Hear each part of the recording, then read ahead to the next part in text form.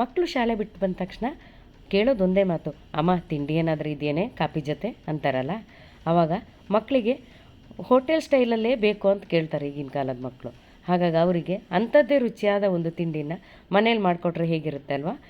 ಇದು ತುಂಬ ರುಚಿಯಾದ ಮತ್ತು ಸರಳವಾದ ತಿಂಡಿಯಾಗಿರುತ್ತೆ. ಹಾಗಾದರೆ ಇದನ್ನು ಹೇಗೆ ಮಾಡೋದು ಅಂತ ನೋಡ್ಕೊಂಬರೋಣ ಬನ್ನಿ. ಅದಕ್ಕಿಂತ ಮೊದಲು ನೀವೇನಾದರೂ ನಮ್ಮ ಚಾನಲ್ನ ಮೊದಲನೇ ಸಲ ನೋಡ್ತಾ ಇದ್ದರೆ ದಯವಿಟ್ಟು ಒಂದು ಲೈಕ್ ಮಾಡಿ, ಶೇರ್ ಮಾಡಿ, ಹಾಗೆ ಸಬ್ಸ್ಕ್ರೈಬ್ ಮಾಡಿ ಅಂತ ಹೇಳ್ತಾ ವಿಡಿಯೋನ ನೋಡ್ಕೊಂಬರೋಣ ಬನ್ನಿ.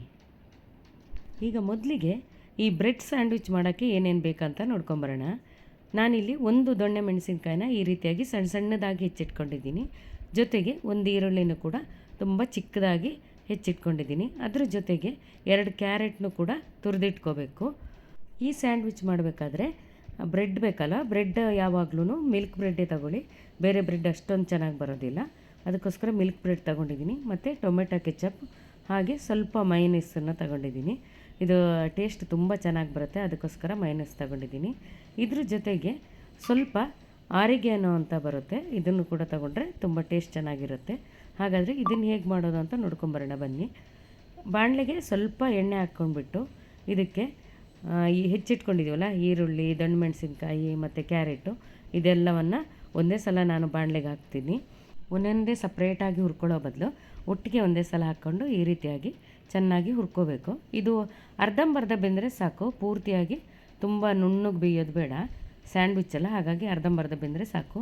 ನೋಡೀಗ 2ರಿಂದ 3 ನಿಮಿಷ ಆಗಿದೆ, ಚೆನ್ನಾಗಿದು ಹುರಿದಿದೆ ಅಲ್ವಾ, ಇಷ್ಟ ಆದರೆ ಸಾಕು. ಈಗ ಇದಕ್ಕೆ ಸ್ವಲ್ಪ ಉಪ್ಪನ್ನು ಸೇರಿಸ್ತೀನಿ ಮತ್ತು ರುಚಿಗೆ ತಕ್ಕಷ್ಟು ಸ್ವಲ್ಪ ಖಾರದ ಪುಡಿ ಹಾಕ್ಕೊಳ್ತೀನಿ. ನಾನಿಲ್ಲಿ 1-2 ಚಮಚ ಆಗುವಷ್ಟು ಖಾರದ ಪುಡಿನ ಹಾಕ್ಕೊಂಡಿದ್ದೀನಿ. ಮತ್ತು 1 ಚಮಚ ಆಗುವಷ್ಟು ಸಕ್ಕರೆಯನ್ನು ಕೂಡ ಸೇರಿಸ್ಕೊಂಡು ಈ ರೀತಿಯಾಗಿ ತಿರುಗಿಸ್ಕೊಂಡ್ರೆ ಆಯಿತು.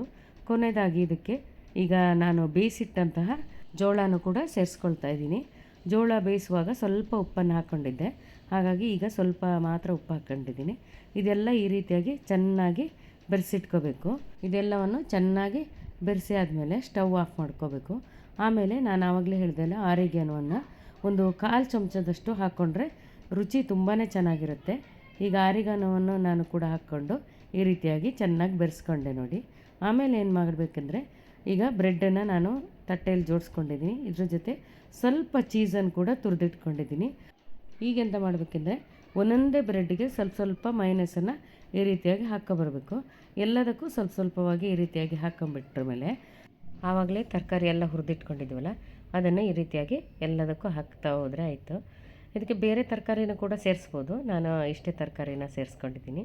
ಮಕ್ಕಳು ಏನಾದರೂ ತರಕಾರಿ ತಿನ್ನಲ್ಲ ಅಂದರೆ ಅಂಥದ್ದೆಲ್ಲ ಇದಕ್ಕೆ ಸೇರಿಸಿ ಹಾಕಿ ಮಾಡಿಕೊಡ್ಬೋದು. ನಂತರ ಎಂತ ಮಾಡಬೇಕಂದ್ರೆ ಇದಕ್ಕೆ ಸ್ವಲ್ಪ ಚೀಸನ್ನು ನಾನು ಆವಾಗಲೇ ತುರಿದಿಟ್ಕೊಂಡಿದ್ದೆಲ್ಲ ಅದನ್ನು ನೀಟಾಗಿ ಹಾಕ್ತಾಯಿದ್ದೀನಿ. ಎಲ್ಲ ಚೀಸೆಲ್ಲ ಹಾಕ್ಕೊಂಡಾದ್ರ ಮೇಲೆ ಇದ್ರ ಮೇಲೆ ಒಂದೊಂದು ಬ್ರೆಡ್ ಮುಚ್ಚಬೇಕೀಗ. ಆಮೇಲೆ ಇದನ್ನು 2 ಬದಿಲಿ ಕಾಸ್ಕೋಬೇಕಾಗುತ್ತೆ. ಅದಕ್ಕೆ ನಾನೊಂದು ಕಾವಲು ಇಟ್ಕೊಂಬಿಟ್ಟು ಒಂದು ಸ್ವಲ್ಪ ಎಣ್ಣೆ ಹಾಕ್ಕೊಳ್ತೀನಿ, ಒಂದು ಅರ್ಧ ಚಮಚದಷ್ಟು, ಜಾಸ್ತಿ ಎಣ್ಣೆ ಹಾಕೋದು ಬೇಡ. ಆಮೇಲೆ ಬ್ರೆಡ್ಡನ್ನು ಈ ರೀತಿಯಾಗಿ ಇಟ್ಟರೆ ಆಯಿತು. ಇದು ಒಂದು ಬದಿ ಚೆನ್ನಾಗಿ ಕಾಯಬೇಕು, ಆಗ ಮತ್ತೊಂದು ಬದಿಗೆ ಸ್ವಲ್ಪ ಎಣ್ಣೆ ಹಚ್ಕೊಂಡ್ರೆ ಆಯಿತು.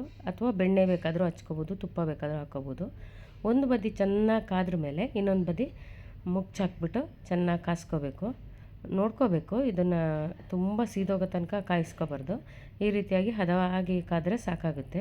ನೋಡಿ ಈಗ ಕಾದಿದೆಲ್ಲ ನಾನು ಎತ್ತಿಟ್ಕೊಳ್ತಿದ್ದೀನಿ. ನೋಡಿದ್ರಲ್ಲ ಎಷ್ಟು ಸುಲಭವಾಗಿ ಈ ಸ್ಯಾಂಡ್ವಿಚ್ಚನ್ನು ಮನೇಲಿ ಮಾಡ್ಬೋದು ಅಂತ. ಮಕ್ಕಳಂತೂ ತುಂಬ ಖುಷಿಪಟ್ಟು ತಿಂತಾರೆ. ನೋಡಿ, ಮಕ್ಕಳಿಗೆ ಈ ರೀತಿಯಾಗಿ ತಿಂಡಿ ಮಾಡಿಕೊಟ್ರೆ ತುಂಬಾ ಖುಷಿಪಟ್ಟು ತಿಂತಾರೆ. ಮಕ್ಕಳಂತಲ್ಲ, ನಾವು ದೊಡ್ಡವರು ಕೂಡ ಈ ರೀತಿಯಾಗಿ ಮಾಡಿಕೊಂಡ್ರೆ ತುಂಬಾ ಚೆನ್ನಾಗಿರುತ್ತೆ ಮತ್ತು ಆರೋಗ್ಯವಾಗಿ ಕೂಡ ಇರುತ್ತೆ. ಮಕ್ಕಳಿಗೆ ಸ್ವಲ್ಪ ಇಷ್ಟ ಆಗ್ಬೋದು ಅಂತ ನಾನು ಟೊಮೆಟೊ ಕೆಚಪ್ನು ಕೂಡ ಹಾಕ್ಕೊಳ್ತಾ ಇದ್ದೀನಿ. ಹಾಗೆ ಮಕ್ಕಳಿಗೆ ಈ ಥರ ಮಾಡಿ ಕೊಟ್ಟು ಕಾಫಿ ಕೊಟ್ಬಿಟ್ರೆ ಖುಷಿ ಪಟ್ಕೊಂಡು ತಿಂತಾರೆ ನೋಡಿ. ಹಾಗಾದರೆ ಈ ವಿಡಿಯೋ ನಿಮಗೆ ಇಷ್ಟ ಆಯಿತು ಅಂತ ನಾನು ಅಂದ್ಕೊಳ್ತೀನಿ. ಇಷ್ಟ ಆದರೆ ಒಂದು ಲೈಕ್ ಮಾಡಿ, ಶೇರ್ ಮಾಡಿ, ಹಾಗೆ ಸಬ್ಸ್ಕ್ರೈಬ್ ಮಾಡಿ ಅಂತ ಹೇಳ್ತಾ ಮುಂದಿನ ವಿಡಿಯೋದಲ್ಲಿ ಸಿಗ್ತೀನಿ. ಹೋಗಿ ಬರಲಾ? ನಮಸ್ಕಾರ, ಎಲ್ರಿಗೂ ಶುಭವಾಗಲಿ.